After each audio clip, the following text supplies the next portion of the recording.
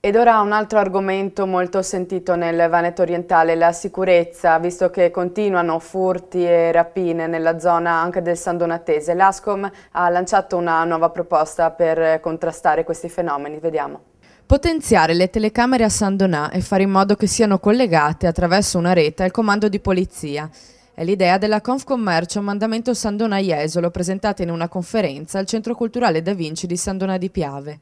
L'idea è che i commercianti, ma anche i cittadini, possano usufruire di alcuni finanziamenti per dotarsi di telecamere fisse da piazzare all'esterno o all'interno delle proprie attività, con attrezzature che hanno anche prezzi agevolati per dare la possibilità alle forze dell'ordine di monitorare costantemente tutte le zone interessate. È un servizio necessario, dichiara il presidente dell'Ascom, Angelo Faloppa, un inizio per poter prevenire alcuni fenomeni che stanno danneggiando la sicurezza del Veneto orientale. Il Veneto orientale infatti ha subito negli ultimi mesi un graduale aumento del numero dei furti nelle abitazioni e di rapine nelle attività commerciali.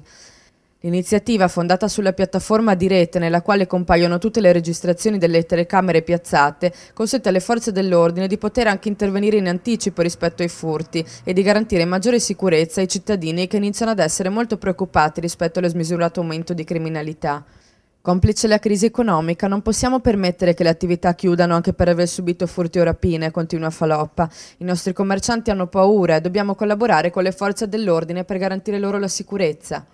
Una rete di controllo della città, in poche parole, che potrebbe aiutare gli agenti di polizia a garantire l'ordine in forma ancora maggiore e a rassicurare certamente almeno in parte i cittadini di fronte all'aumento di rapine e furti nel territorio del Veneto orientale.